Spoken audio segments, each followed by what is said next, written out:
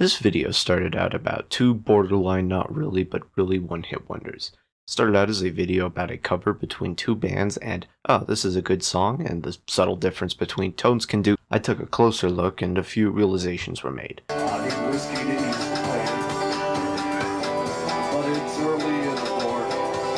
Ween are, on the surface, an alternative rock band that made the credits theme to the SpongeBob movie and a few South Park songs. Like Primus, fittingly, which to say that the band beneath the surface are unexplainable. There are a rare select few bands like the Cardigans, Chumbawamba, and Yello that basically make whatever they want and however they want. Ween are one of those bands. They have made albums in psychedelic rock, country, sludge, alternative rock, and, according to this, R&B. You may not think much, but this is also one of those rare legendary bands not known by the mainstream, but like Modest Mouse have a large following beneath that. I've only heard their country album, and even then, I could only best describe it as half a joke. Throbbing, Gristle, and Daughters also made albums that are named like compilations, but end up being like fucking grindcore or something. Ween, however, made an actual country album. They also made both a joke album and a much better actual country album.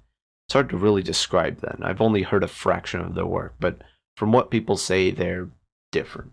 On the other hand, there is the Dead South.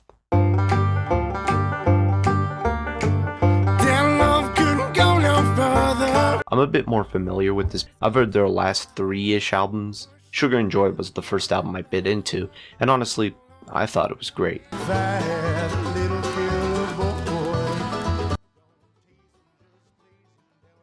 Which was a surprise because bluegrass, country, and country folk don't usually do much for me, besides Sam Grisman and southern backtones, I guess. You may recognize their biggest hit In Hell I'll Be in Good Company, which is a very catchy and bouncy kind of tune. I know them from most of their last albums, but mainly from their recent double EP.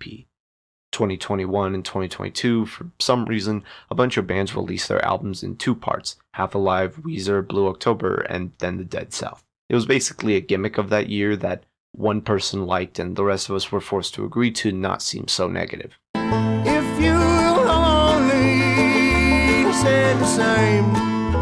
Anyway, that first part is honestly pretty good. I really loved You Are My Sunshine, had a few other decent songs.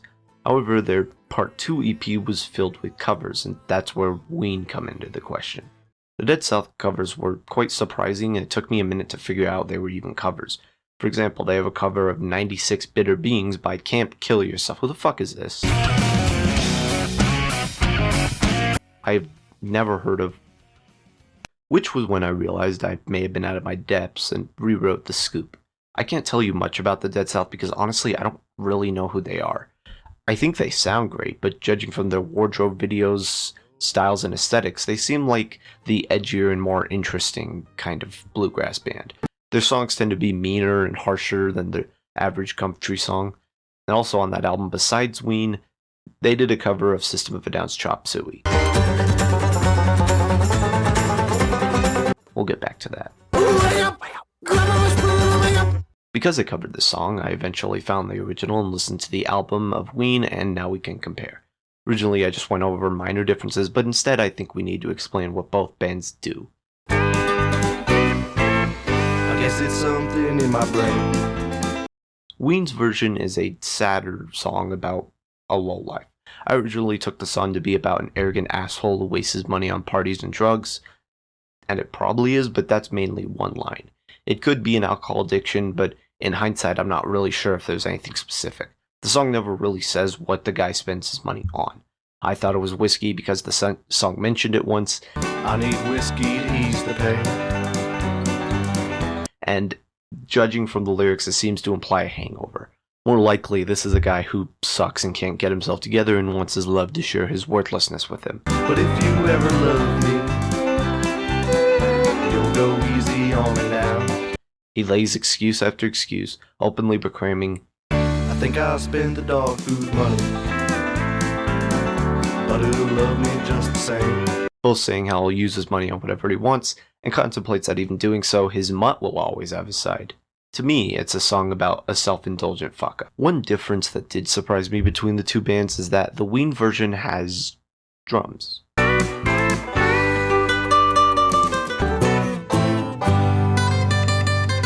The Dead South, from the few songs I've heard, don't actually seem to use drums at all and rely on the bass for the beat. This doesn't really make much a difference. Even their cover of Chop Suey, I think, did this. However, it is impressive that the Dead South are so good at it. I only realized today after listening to both songs back to back again. This does mean that the beat in the Dead South version is a lot sharper and more funky.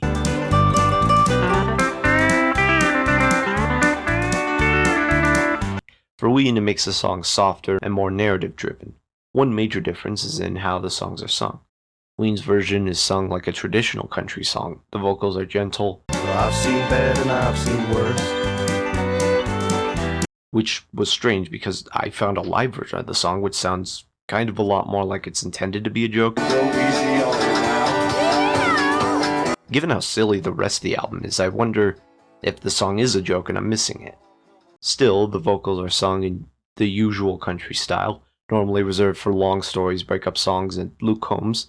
It gives this sincerity to the narrator, as if he's pouring his heart out. It's the nature of my being. Instead, I got the impression he's sitting there and silently venting to his wife, who's probably done.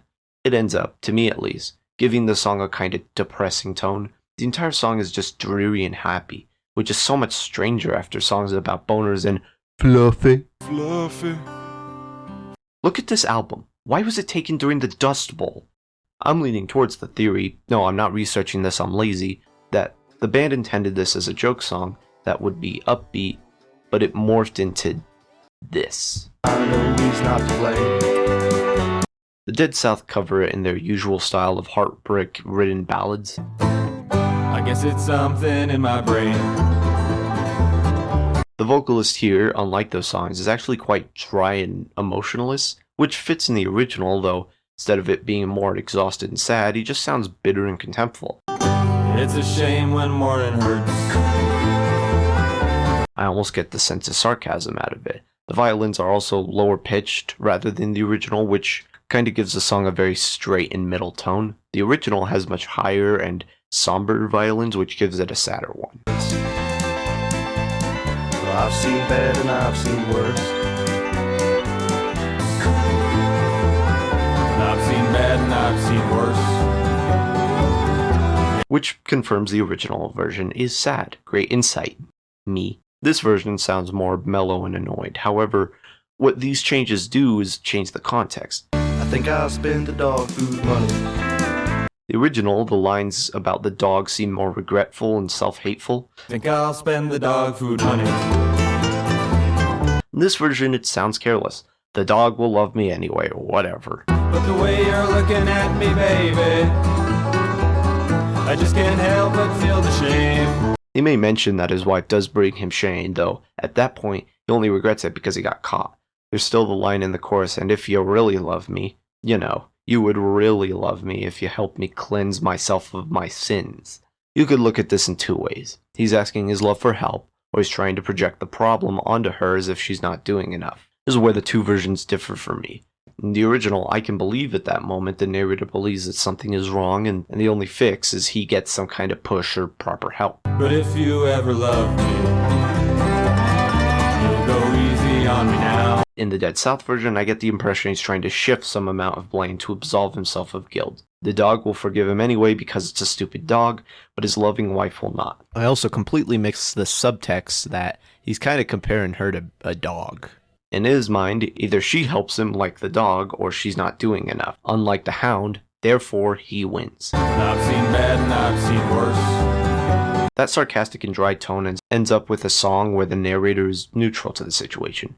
I listened to the original for the first time a while after the Dead South version, and I just kind of remember it just was sad.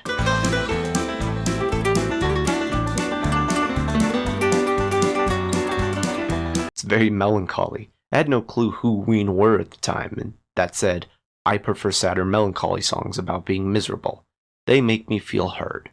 I think the subtext of both bands is a little more important to consider. I mentioned Throbbing, Gristle, and Daughters earlier with their joke album names and generally just making abrasive and unapproachable music.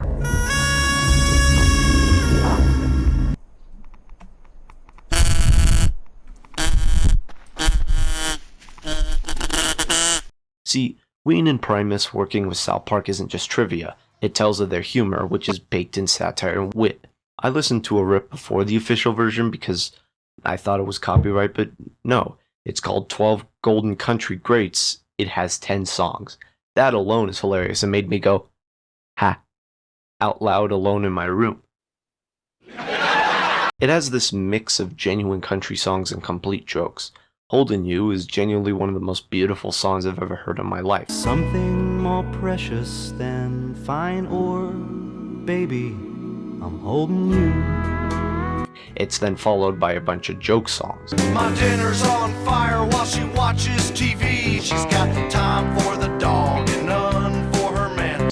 I also adore how You Were the Fool is the second to last song before the funniest goddamn song, Fluffy. Why'd you do it, Fluffy?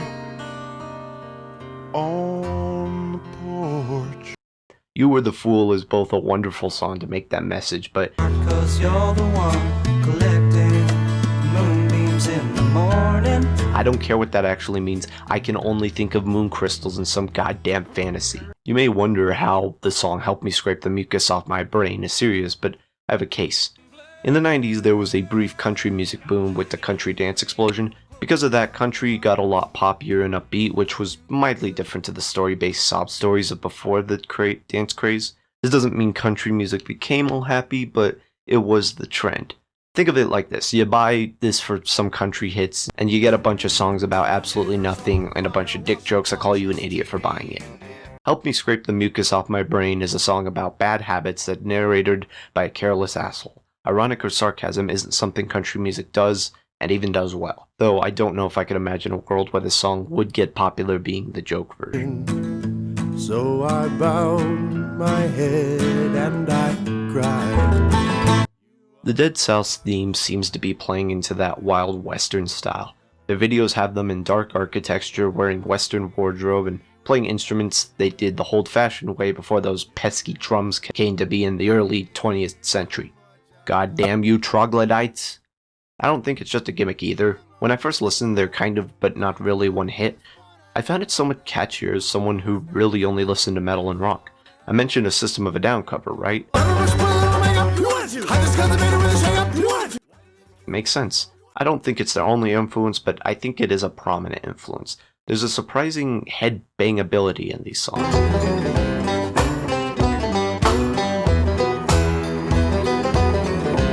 The vocals are harsh and loud, the instruments are sharp, and the lyrics aren't dopey or corny. You could say this is the country band for people who hate country bands, but I don't really think that's true. I may be a country hater, but really I hate pop country. That's a completely different beast to, well, underground or alternative country.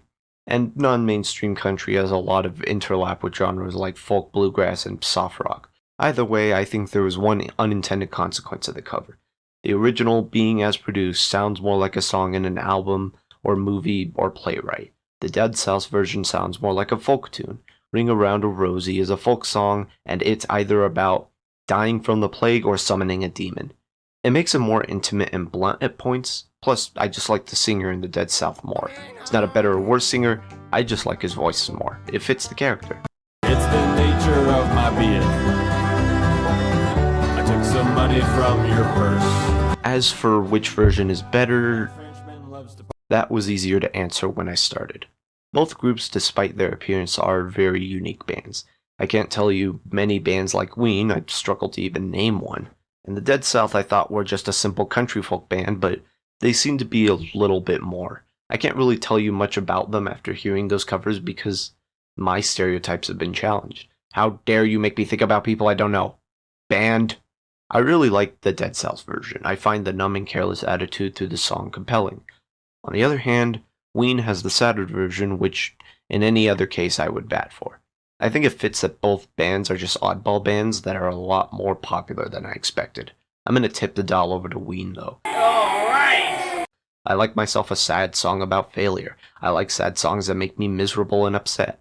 The Dead South keeps it, but in more of an angry way. I like both versions either way. I may have to do deep dives into both bands, but especially that Ween country album. That album is beyond description. I can't name many rock bands that go country and aren't just doing it as a gimmick. Help Me Scrape the Mucus Off My Brain, indeed. Also, before you mention it, I don't think they used smooth brain slang in the 90s.